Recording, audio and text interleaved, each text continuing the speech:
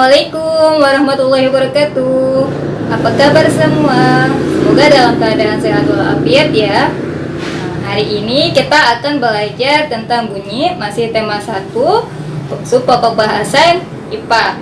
Nah, di video sebelumnya kalian sudah mendengarkan beberapa alat musik ya, yaitu kendang dan angklung. Nah, untuk materi selanjutnya tentang bunyi, nah, saksikan video berikut ini. Dalam kehidupan sehari-hari, kita sering mendengar berbagai macam jenis bunyi, seperti bunyi HP, bunyi alat musik, dan bunyi jam dinding. Nah, di video sebelumnya kita sudah mendengar bunyi alat musik seperti kendang dan angklung yang berasal dari Jawa Barat. Ketika kendang dengan cara dipukul, ketika dipukul, kulit kendang tersebut akan bergetar dan mengeluarkan bunyi yang nyaring. Begitu pula dengan angklung yang digoyangkan, maka akan bergetar dan mengeluarkan bunyi.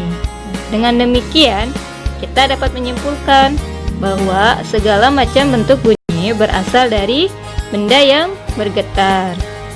Getaran tersebut menimbulkan gelombang bunyi di udara, sehingga sampailah bunyi tersebut ke telinga kita. Benda-benda yang bergetar dan menghasilkan bunyi disebut sumber bunyi. Media perambatan bunyi. Bunyi dapat terdengar di telinga kita apabila ada sumber bunyi, media perantara, dan telinga kita. Media perantara meliputi itu gas, padat, dan cair. Media perantara bunyi melalui gas atau udara, contohnya ketika HP berdering, kita akan mendengar bunyi HP walaupun kita sedang tidak berada di dekat HP. Nah, dapat disimpulkan bahwa bunyi dapat merambat melalui udara, sedangkan udara tersebut merupakan benda gas. Media perambatan melalui benda padat dapat kita saksikan melalui percobaan berikut ini. Dengar suaranya.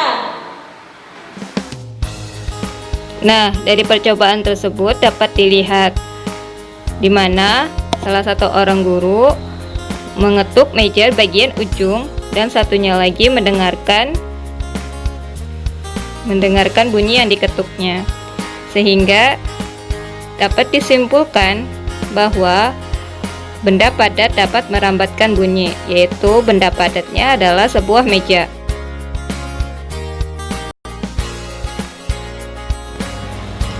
Media perambatan pada benda cair. Nah, perhatikan gambar seorang anak kecil yang sedang mengetukkan sebuah batu pada sebuah ember yang sudah berisi air dan mendengarkan ketukan tersebut melalui corong. Dan ternyata dia dapat mendengarnya, sehingga dapat disimpulkan bahwa air dapat merambatkan bunyi. Sedangkan air itu merupakan benda cair.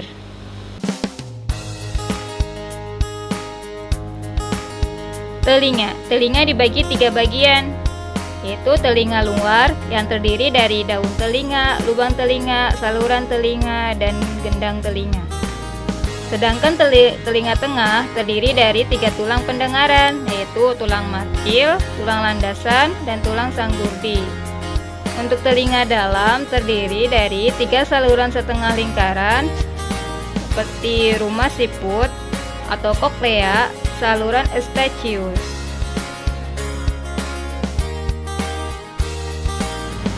Jenis-jenis bunyi. 1. Bunyi infrasonik, yaitu frekuensi kurang dari 20 Hz, dapat didengar oleh anjing dan lumba-lumba.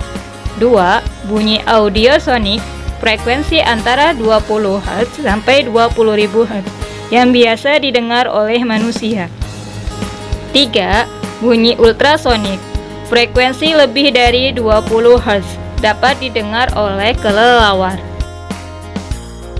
Pemantulan dan penyerapan bunyi. Pemantulan bunyi terjadi ketika bunyi dalam perambatannya mengenai atau menabrak benda yang permukaannya keras. Gaung. Gaung adalah bunyi pantul yang terdengar hampir bersamaan setelah bunyi aslinya.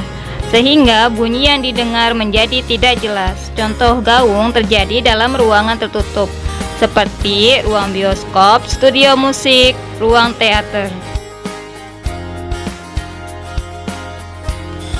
Gema adalah bunyi pantul yang terdengar setelah bunyi asli. Gema terjadi bila sumber bunyi dan dinding pantul jaraknya jauh. Contohnya ketika kamu saat berteriak di tebing atau dalam gua. Penyerapan bunyi menunjukkan proses penyerapan bunyi oleh benda yang mampu menyerap bunyi. Bunyi dapat diserap oleh benda-benda yang permukaannya lunak. Adapun contoh bahan untuk penyerapan bunyi yaitu wol, kain, karpet, karet, goni, busa, kertas, spons.